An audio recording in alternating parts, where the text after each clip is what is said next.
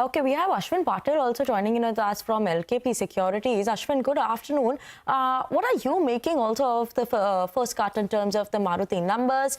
Seems like a miss coming in on that front. How is it with your estimates? Yes, the numbers have clearly been a miss from our estimates as well as from the market estimates. The margins have come below estimates at about 11.9%, though the revenues in the top line is quite in line with the estimates. But the clear miss is on the on the margin front. We can say that the passenger vehicle industry is going through a lot of slowdown currently, and that is getting reflected in Maruti's numbers being the market leader. And market share also is also facing challenges because of other players and overall slowdown, and the EV pack is doing slightly better, and they are quite strong on the hybrid side and the CNG side. So I think that demand is yet to demand is yet to pick up. CNG is doing good, but overall on the small car segment, that is not performing well, and that is contributing about 39-40% of their total volumes. So big dent is coming from that front. Also the SUVs, the growth that we had seen last year is slightly getting moderated, so that being one of the major segments for Maruti with their model pipeline and existing models, that is also another challenge for them.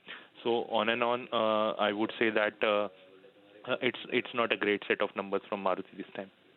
Yeah, not a great set of numbers. And do you think, maybe this subduedness that we're seeing, passenger vehicles facing a bit of a, glitch right now, do you think that would lead to some bit of a downgrade or EPS cuts, at least for Maruti as of now, given that the numbers are not anything exciting?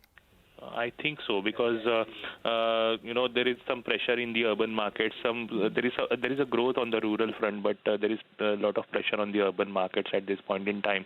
And if the margin performance, we'll be waiting for the commentary and getting an outlook on the overall industry going forward in the second half and FY26 as well. So based on that as well, I think markets will be revisiting their numbers, and maybe some downgrades is possible. Okay, some downgrades may be possible. And Ashwin, just a last word. I want to understand that, could we expect similar trends or numbers coming in from other passenger vehicle companies, or maybe Maruti because they have less of these EV options right now? I think for companies like Tata Motors, we can see some similar kind of trend in the domestic markets. Also, JLR is not doing that, fantastically great. So, for Tata Motors, we can see, and also on the commercial vehicle side, where they are the market leader, there is also, still a negative territory they are into. So, I think for Tata Motors, at least, we may see these kind of numbers. But for Mahindra, maybe we can see slightly better numbers, considering their strong dependence on the UV portfolio, which is still doing better, not as great as it was doing earlier, but still there is a lot of growth over there. So maybe like for Mahindra, and also for on the tractors front, we may see some sort of uptick going forward. Maybe this quarter we may not see, but going forward on good monsoons that we have seen this year. So maybe going forward, Mahindra's numbers in this quarter also, we may see better numbers from them, and going forward they'll be better placed than the other two. Sure. Thank you so much, Ashwin, as well as Prakash, for joining in with us for a quick take in terms of the Maruti numbers. But let's get a